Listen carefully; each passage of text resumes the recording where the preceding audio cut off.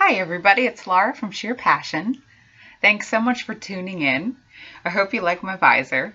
I'm hooked on these things. They're amazing to keep the sun out of your face and help you look cool and stylish. I'm almost headed to the gym and I just wanted to get on here and share with you. There's so much about our life that we don't understand. And I'm so thankful that my mind continues to go and go and go. And one of the things that I want to talk to you about that I believe wholeheartedly in is that feelings are not facts. And while I want to empower you, that sentence might make you struggle or frustrate you, but hear me out on this. There's so much about the world that we don't take into consideration when we only go on feeling. There's so much about our feelings that then go into the way we think and then how we take action in our life. So many times when I was super frustrated, I thought through the way I felt, and then I took action to protect that feeling or lash out. Let me give you an instance. So as a child, when I was frustrated by something, I was left with frustration as my emotion, which was very factual to me that I was frustrated, which led me to think that I could take action on that thought and lash out. Because someone caused me to be frustrated and I was blaming the person or the situation, my thinking was to lash out and let them know that I didn't like that. You know, as I'm almost 36 this year, there's so much about waking up, and my action that I take is trying to be a great woman. You know, so being a great woman, I have to take action in being great. And I absolutely listen to my emotions. I never put them off. I never decide that because my feelings aren't facts, that I'm incapable of thinking it sucks and I don't like the way that certain people treat me, or I don't like the way that certain people treat themselves. And then because of that, they live in my small town or my society. And in their free will, they're allowed to make those choices and those actions, but I don't necessarily like it.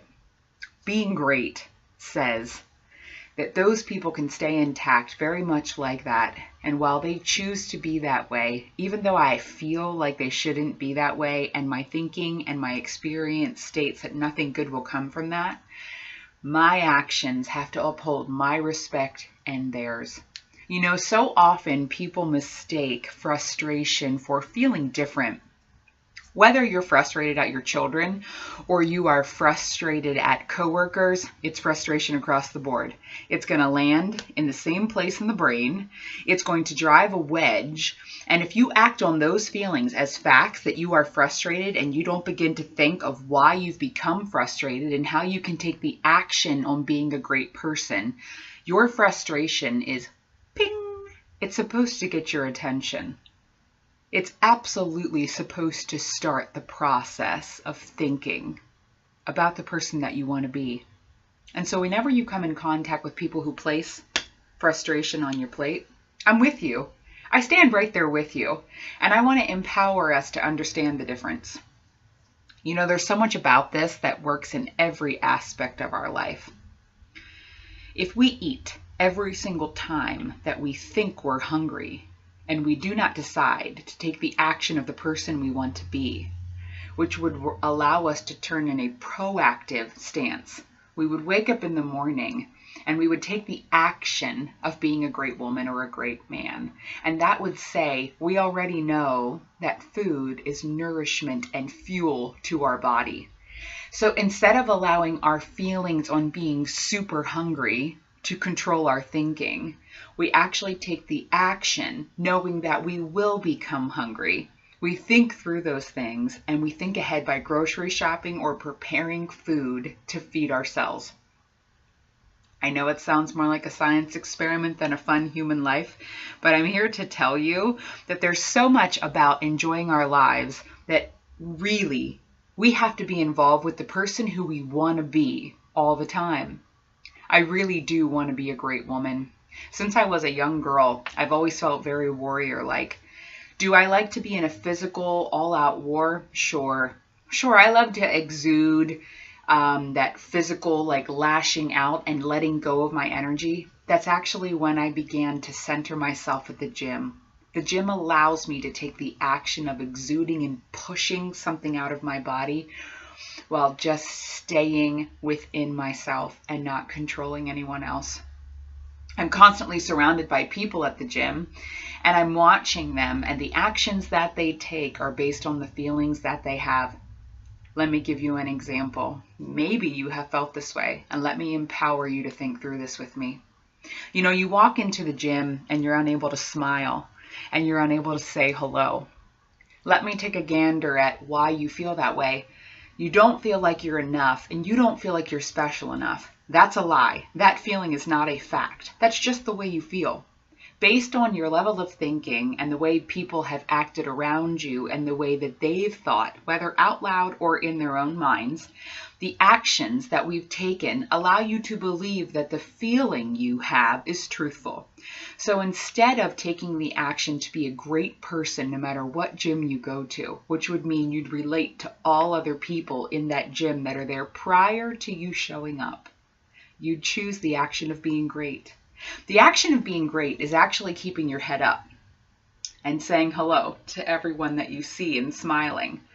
We're all there for some level of fitness, and we'll all be on different journeys. That's absolutely true of life. We will be on different journeys when we're in that building, but we would never look down at the floor because the floor doesn't really have anything to do with us other than it keeps us going straight forward. We would be looking at other people, because we know for a fact that the feeling we give off when we don't look at each other is that the other people in the building aren't worth looking at. And we already know with our thinking that's not true. We would take the action of being great, which would make connections in our society. In our very small gyms, we'd have close-knit friendships. And when we were out of town and we were at other gyms, because of those close-knit friendships, we'd have a support system to allow new people to come in. Our feeling would be, that's a new person, and that's awesome. They must be from out of town, and I'd like to take the action on being great and welcome them in. So much of this would filter into everything that we do, not just from eating and paying bills to picking the places that we live and getting to know our neighbors, but first and foremost, it would be the thing that allows you to be a great mother and father. I want to encourage you today to understand this. There is no obstacle that is too big for our God, but it'll feel that way if you don't get thinking. So much about what we do in our society is led by how we feel. Yet, if that isn't getting our families more closely knit, more successful, more able to speak about the obstacles that happen to come into our life, then it's time for us to change our action. I want to challenge you this week to take the action of the man and woman that you want to be, not the man and woman that you feel.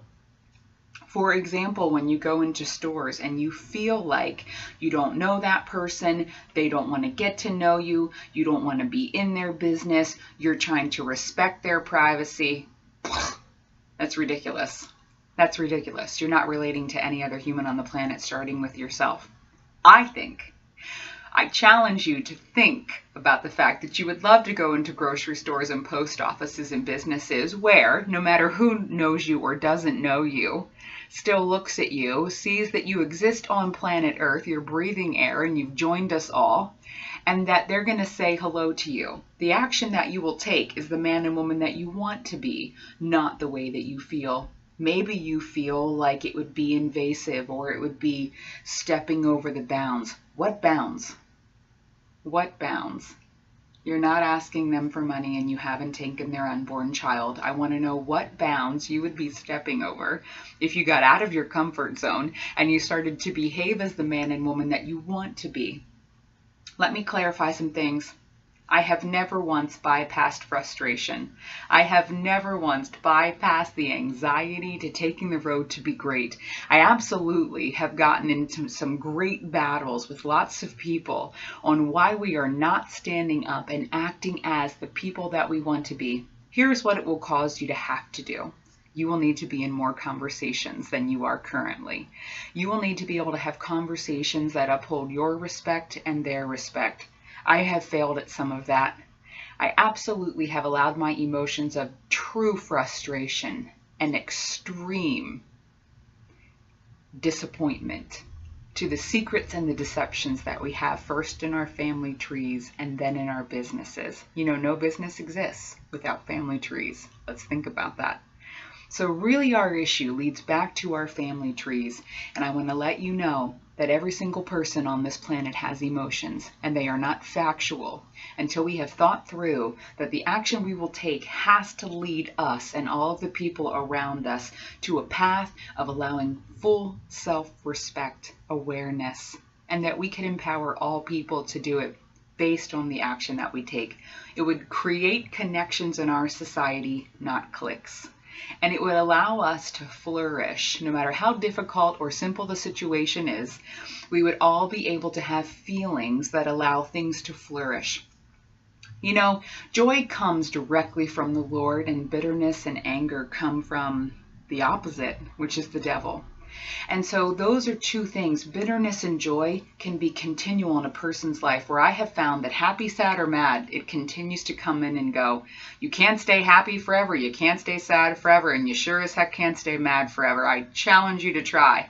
It's impossible. The one thing that you can learn is that you can choose joy. You can choose to believe that you were created with a purpose. You can learn to understand that your emotions are not factual. Sometimes your emotions may actually match your thinking, and they may match the action that you want to take.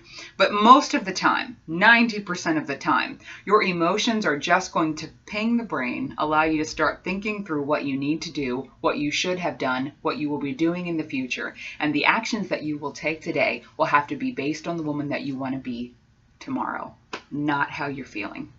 I want to empower you to do that. I'm here with you. It does not get easier, but I will tell you that when you make the right choices to do these things, you will have a blessing in understanding that I and you together can empower everyone's daughter and everyone's sister, mother, father, brother to understand that we can actually make connections and we can get better. We all have feelings. They are not facts. And we need to be able to understand that that really would only work when we were all feeling happy. That is not a game I want to play. How many times have you been happy in your life and you've been able to keep it there? The only time that all family trees would go up is when we bank our feelings on being happy. We're not going to find that outside these doors, which means our feelings are not facts. We've got to learn to think through them, and we have to take actions on the person that we want to be. Most of the time, those things will not match. You are not alone. This is Sheer Passion, over and out. I got to go get my workout in.